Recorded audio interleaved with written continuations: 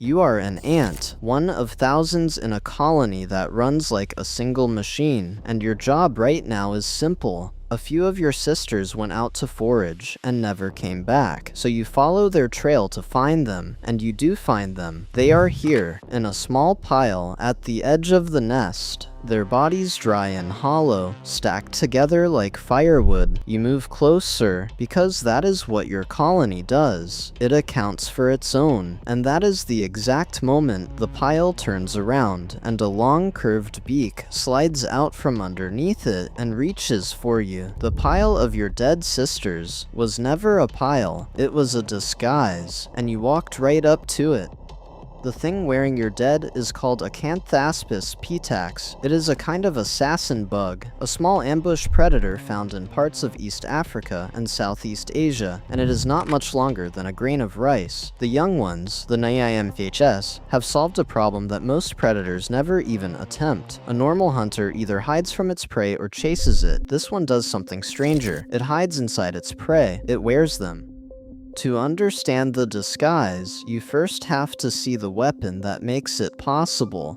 Built into the assassin bug's face is a long, curved, needle-like mouthpart called a proboscis. It works like a syringe with a straw inside it. When the bug catches an ant, it drives that beak in and injects a mix of saliva that paralyzes the ant almost at once, along with enzymes that begin to dissolve the ant's tissues from the inside. Within moments, the inside of the ant has turned to liquid, and the bug drinks it the way you would drink through a straw, until all that is left is a dry, hollow shell.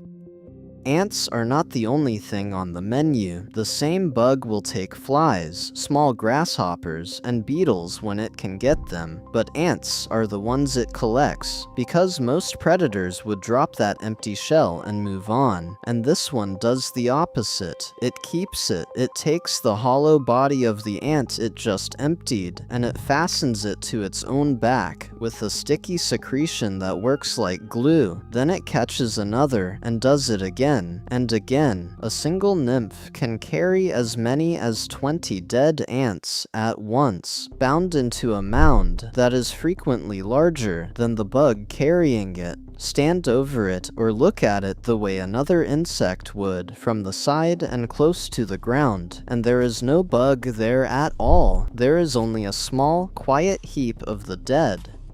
And a small heap of dead ants is not a random thing to hide behind. It is, very specifically, the one thing an ant colony is built to react to. Ants keep track of their dead. When a worker comes across fallen members of its colony, it investigates, it identifies them, and often it carries them away.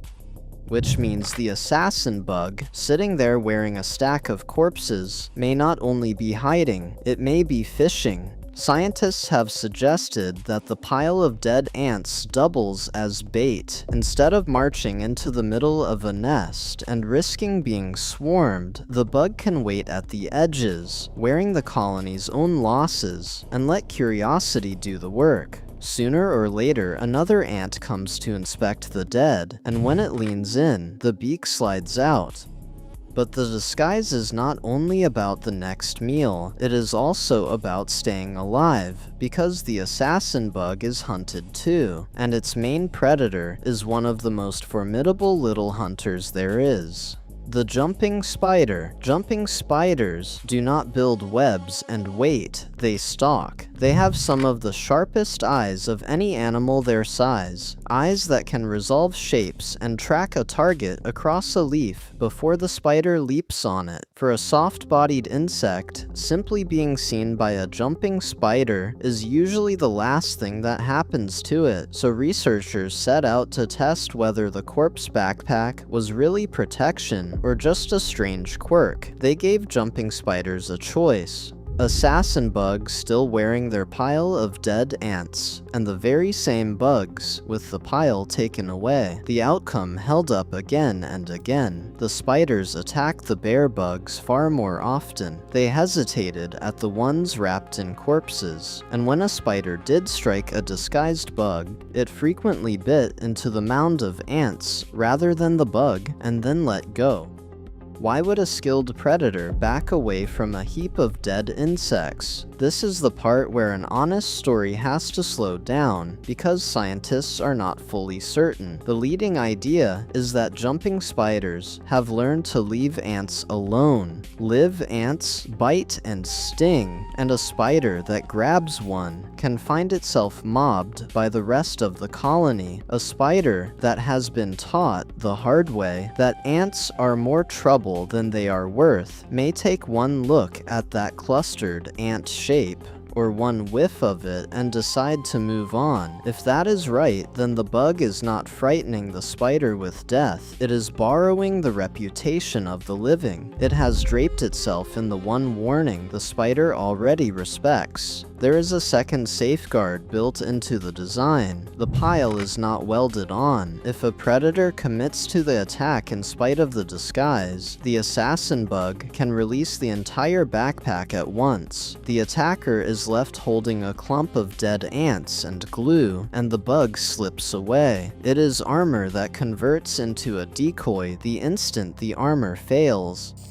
It would be easy to oversell all of this, so it is worth being clear about the line between what is seen and what is guessed. What is observed, clearly and repeatedly, is this: the nymphs build these piles. The piles are made mostly of ants, and bugs wearing them are attacked less often by jumping spiders than bugs without them. What is still being worked out is the exact reason it succeeds, whether it is the look of the pile, the smell of it, the memory of being stung, or some combination of all three. The bug itself understands none of it. It is not planning. It is the descendant of a long line in which the young that happened to cover themselves in the dead survived a little more often, and so grew up to make more young that did the same.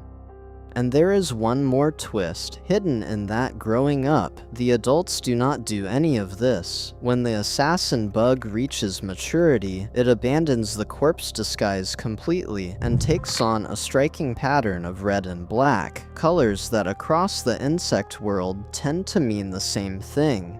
Leave me alone. I am not worth the risk. So a single animal runs two opposite strategies across one lifetime. As a soft, vulnerable nymph, it survives by vanishing inside its victims. As a hardened adult, it survives by standing out. It hides while it is weak, and it advertises once it is strong, which returns us, finally, to that pile at the edge of the nest. To an ant, there may be nothing more trustworthy in the world than the body of another ant. It is evidence. It is a record the colony reads and acts on, and the assassin bug has taken that trust and folded it back on itself. It has turned the proof of one killing into the tool for the next. The most harmless-looking thing on the forest floor, a small still heap of the familiar dead, is the exact thing that should never be approached. So, if you are ever very small, and you come across your missing family stacked neatly in the open, waiting to be counted, look again before you step closer. It might not be a graveyard at all. It might be a hunter wearing one.